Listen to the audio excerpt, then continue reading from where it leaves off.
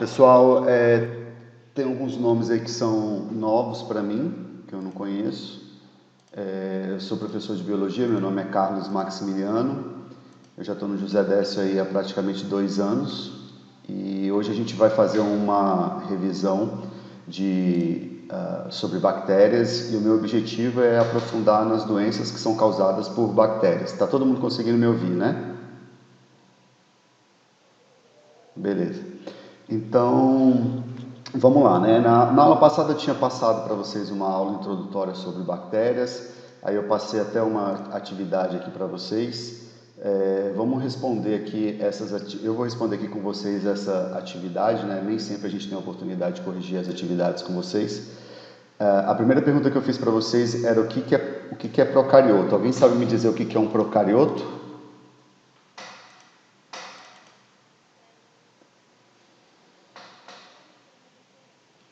Exatamente, são células que não têm membranas nucleares. A membrana nuclear ela é chamada de carioteca. Então, aqueles que não têm carioteca são chamados de procariotos, né? Então, a resposta que você colocaria aqui falta, né? Não tem núcleo. Os que já têm a membrana nuclear são chamadas de eucariotos, mas não é o caso das bactérias. Todas as bactérias são procariotos. Depois eu perguntei para vocês, né? A bactéria tem parede celular? Qual a diferença entre membrana plasmática e parede celular? Alguém sabe me dizer qual que é a diferença entre uma membrana plasmática e parede celular? Não.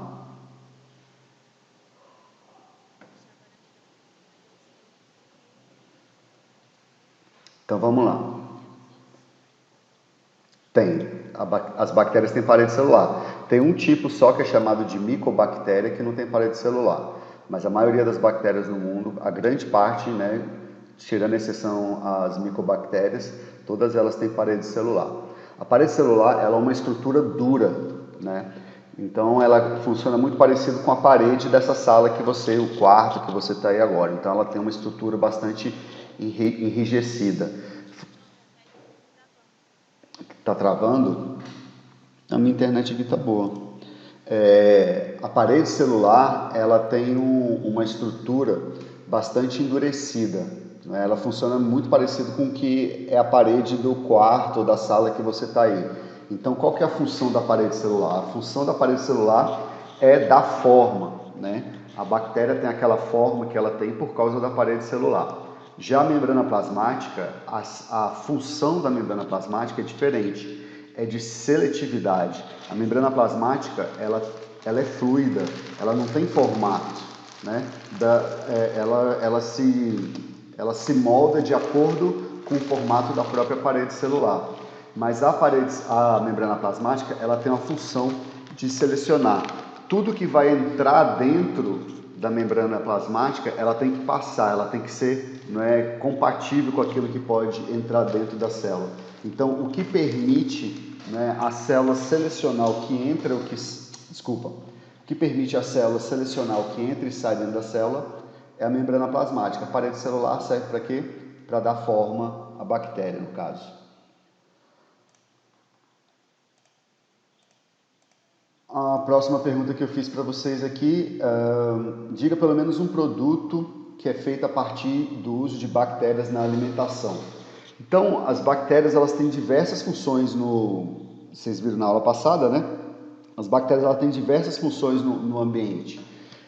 Tem função, por exemplo, de fixar nitrogênio no solo. As plantas, elas para poderem crescer, elas precisam de nitrogênio. Só que as plantas não têm capacidade de fixar nitrogênio, então elas precisam de se associar a bactérias, e são essas bactérias que vão fornecer nitrogênio para as plantas. Ou então as plantas retiram nitrogênio do próprio adubo, né? Quando você vai lá adubar uma planta, basicamente o que você está fazendo é dar nitrogênio para aquela planta. Mas se você pensa na natureza, onde ninguém vai lá adubar uma planta, da onde que sai o nitrogênio das plantas, né? São as bactérias que fixam esse nitrogênio, tiram o nitrogênio do ar e colocam no solo, né?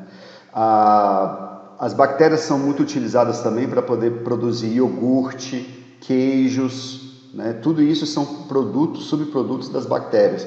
Se você pegar um litro lá de leite, né, tirar o leite da vaca, não ferver, não fazer nada, deixar em cima de um balde lá, as próprias bactérias que tem no ar, elas vão cair em cima desse leite E ali no meio do leite tem uma série de nutrientes, tem gorduras, tem carboidratos, né? Tem açúcares ali no meio, proteína.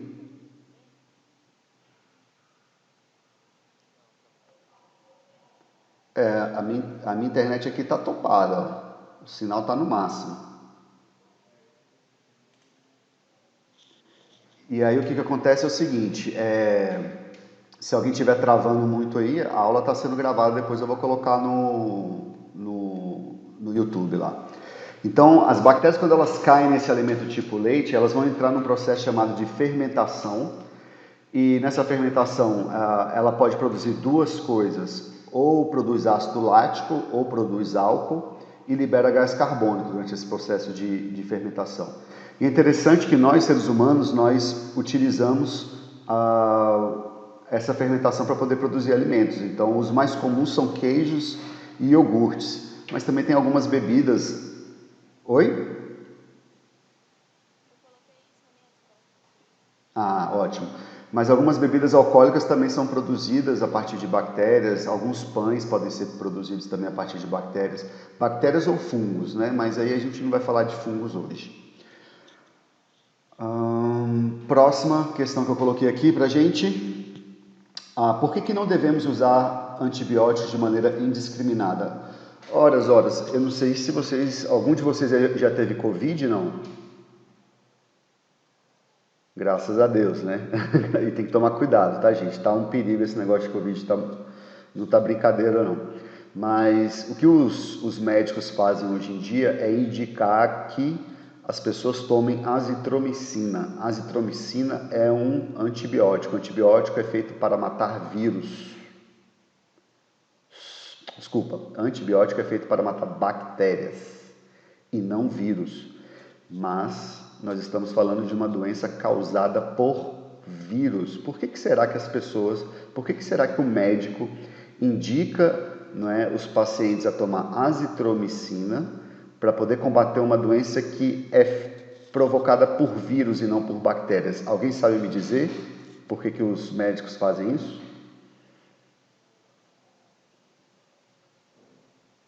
Ninguém sabe dizer? Então eu vou falar para vocês. Acontece o seguinte: um dos maiores problemas que a Covid causa, ela causa dano no tecido do pulmão. Então ele pega aquelas células que tem lá no seu pulmão e começa a destruir aquelas células que estão lá. Então aquilo ele vai causar sangramentos ali dentro, entendeu? Só que o seu pulmão, ele está o tempo inteiro em contato com o ar do lado de fora. Então você está respirando, expirando. Então imagina um pulmão que esteja sangrando lá dentro. E agora o ar entra lá dentro do seu pulmão. Olha só o que vai começar a acontecer. O ar que está aqui vai entrar em contato com aquele sangue que está lá dentro do seu pulmão. Isso pode gerar uma infecção pulmonar e agravar ainda mais o caso da Covid. Então, um dos motivos pelo qual se toma azitromicina durante uma infecção viral, no caso do Covid, é porque o efeito colateral que o Covid causa, ele gera um ambiente propício para bactérias que estão no ar poderem se multiplicar. Então é uma forma preventiva para não deixar a situação se agravar, tá certo? E por que eu não posso utilizar antibióticos de maneira indiscriminada? Quando eu estou falando uso de antibiótico de maneira indiscriminada, eu uso antibiótico, qualquer doença que eu tiver eu vou tomar antibiótico. A gente vai ver na aula de hoje que as bactérias elas reproduzem e quando elas se reproduzem elas conseguem trocar material genético.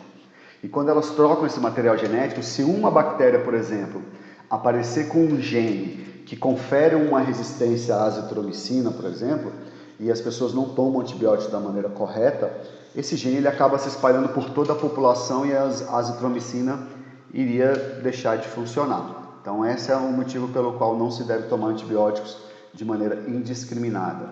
E nós vamos ver na aula de hoje também, diga 3 doenças causadas por bactérias. Então vamos lá, cólera, que causa diarreia, tétano, né, que é causado por uma bactéria também, e existe vacina para isso. Nem todas as doenças causadas por bactérias têm vacina.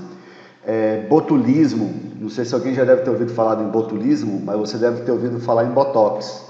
O botox, né, que as pessoas usam para poder diminuir as rugas da pele, é uma toxina produzida por uma bactéria e aí a pessoa injeta no músculo da testa, que aí a pessoa não consegue mexer mais o músculo da testa. Isso é o... Oi? Escaras? Escaras são feridas, né? As escaras não são bactérias, as escaras são feridas. Pessoas que ficam acamadas durante muito tempo, como ela fica deitada sem se movimentar, o fluxo sanguíneo naquele tecido acaba morrendo. O que acaba cessando, acaba parando de passar o sangue para lá. Então aquele tecido acaba morrendo. Quando aquela célula morre, ela abre espaço para as bactérias poderem se desenvolver. Então, escaras são feridas causadas por pressão, né? Mas é comum você encontrar bactérias dentro de escaras. Respondido? Pode dar trombose também, depende. Trombose é uma doença que você precisa de um pouco de predisposição, não basta você estar deitado que você vai ter trombose, não. É preciso ter alguma predisposição, normalmente são predisposições genéticas também. Alguma dúvida aqui nesses exercícios? Faltou uma, né? Eu falei de cólera, falei de botox, eu falei também de tétano. São as três doenças que você poderia colocar. Existem dezenas de doenças causadas por bactérias. É super importante você lembrar que toda vez que a gente fala de bactérias, as pessoas ficam na cabeça delas com exemplos ruins sobre bactérias, mas as bactérias elas mais ajudam os seres humanos do que elas causam doenças, né? Esse é um dos motivos que você pode entender isso aí que eu estou falando para você, que eu falei para vocês que as bactérias são importantes para os vegetais, para fornecer nitrogênio para elas, ou seja, não existiria agricultura se não existissem bactérias. Então, vamos lá, vamos começar o nosso assunto de hoje. Né? Vocês estão conseguindo ver minha tela aí? Está compartilhada, certo? Diga. Alô? Alô, alô?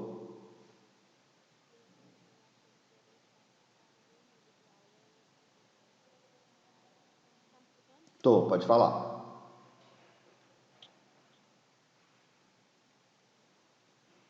Tô te ouvindo, pode falar.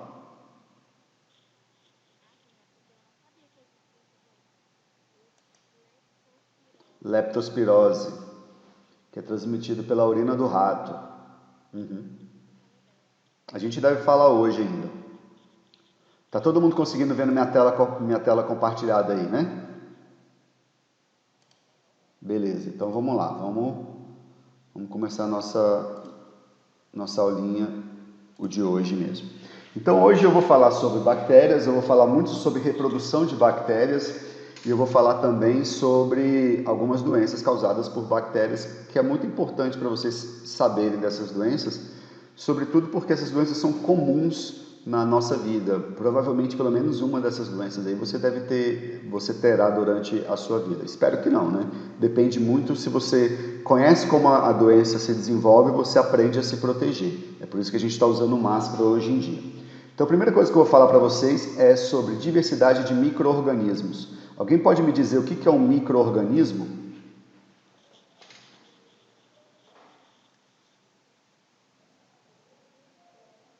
Bora, senão eu vou pegar a orelha de vocês aí, ó. O que quer dizer a palavra micro? Muito pequeno, não é? Então, por exemplo, o que é um microscópio? O microscópio é um aparelho que eu utilizo para poder enxergar micro-organismos. Então é isso. Aquilo que você não consegue enxergar, você precisa de um microscópio para poder enxergar, isso são micro-organismos. Né? Características gerais da maioria dos micro-organismos, eles são feitos de uma única célula. Né?